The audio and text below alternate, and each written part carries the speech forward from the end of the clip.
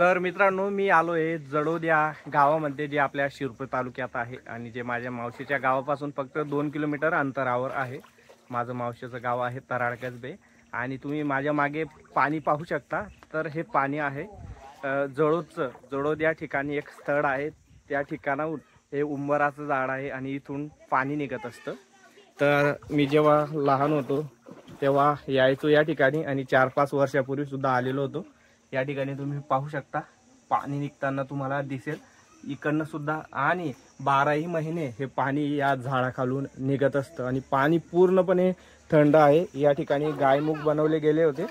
तुम्ही पाहू शकता या गायमुखातून पाणी आधी निघायचं, परंतु ते कालांतराने खाली चालले गेलेले आहेत आणि हे पाणी इकडनं असं वाहत जात असतं आणि हे पाणी तिकडे जडोदला जात असतं. वरती जडोदे गाव आहे आणि या ठिकाणी तुम्हाला एक विहीर पाहायला दिसत असेल.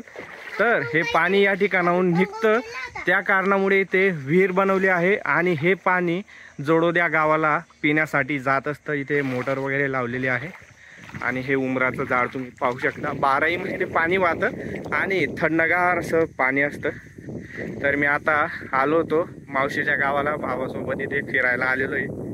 तर इकडे आमच्या वहिनी साहेब बसल्या आहेत आणि येथे तुम्ही पाहू शकता वरती हे झाड कशाचं आहे मला काय माहीत नाही, परंतु मधमाशांचे पोळे तुम्ही एक पाहिलं असेल, 2 पाहिले असतील, 3 पाहिले असतील, परंतु तुम्ही पाहू शकता 15 ते 20 मधमाशांचे पोळे आहेत या ठिकाणी, तुम्ही मोजू शकता. आणि ही विहीर आहे.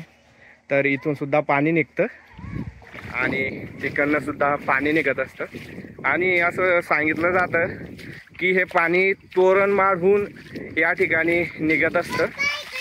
तर या ठिकाणी हे बाबा बसलेले आहेत, तर त्यांना याबद्दल आपण माहिती विचारूया आणि पुढची जी माहिती आहे तर ते आपण ऐराणीमध्ये पाहणार आहोत.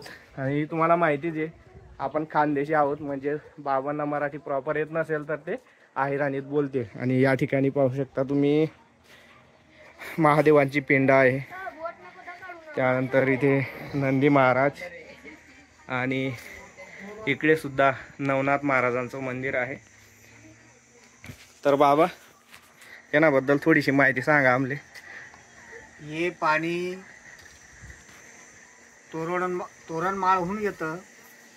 या पाण्यामध्ये तिथं जो महाराज आहे तोरणमाळला, तो महाराज निंबू जर टाकला तर इथं 3 दिवसात हा निंबू एवढं साक्षात आहे हे स्थान, तर तो निंबू 3 दिवसात जडोद गावाजवळ देवस्थान आहे तिथं निघतो.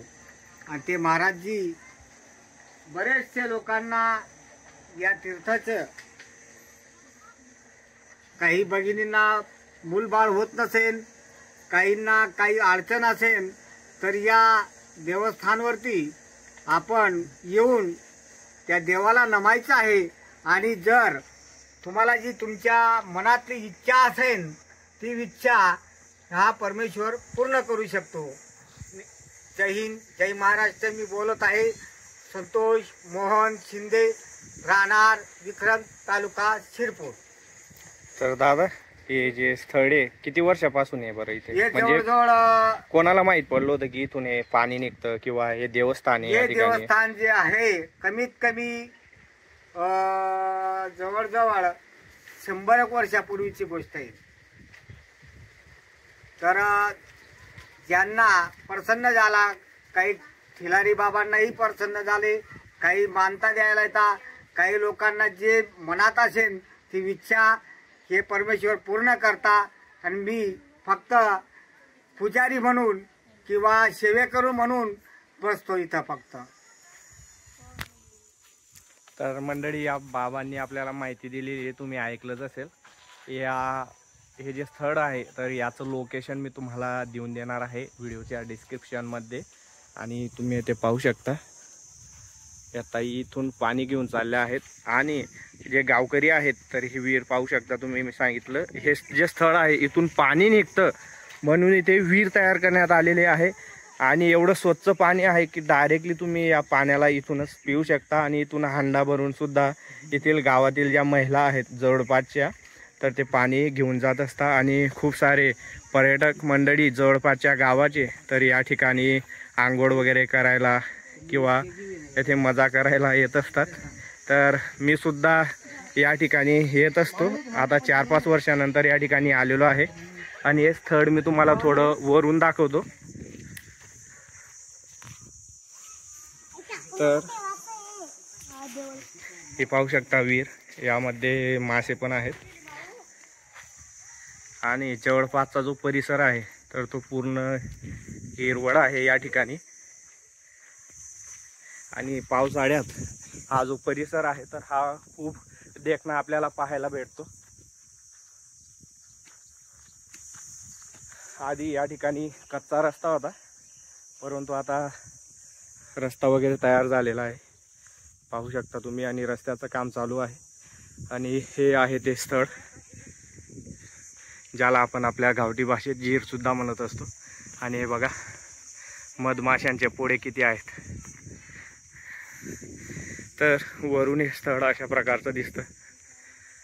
इकडे आंबे आहेत, आमराई, आणि पूर्ण डोंगराळ असा भाग आहे।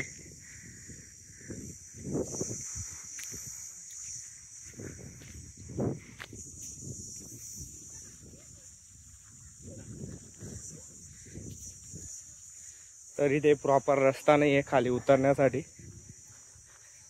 आणि जर तुम्ही पावसाळ्यात आले तर या ठिकाणी खूप मोठा झरा सुद्धा वाहत असतो आणि जास्तीचे पाणी या ठिकाणाहून निघत असते। तुम्ही आंघोळ सुद्धा करू शकता या ठिकाणी आल्यानंतर।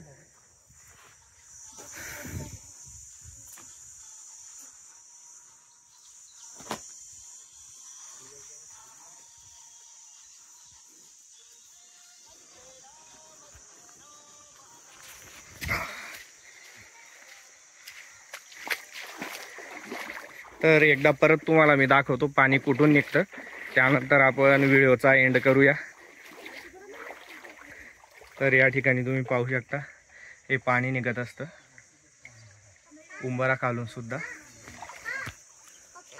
जर का तुम्हाला या ठिकाणी पावसाळ्यामध्ये यायचं असेल, पावसाळ्यात इथे पूर्ण हिरवळ असते आणि खूप जास्त पर्यटक मंडळी किंवा गर्दी या ठिकाणी असते। इथे तुम्ही पाहू शकता अजूनही काही मुलं आलेले आहेत फिरण्यासाठी।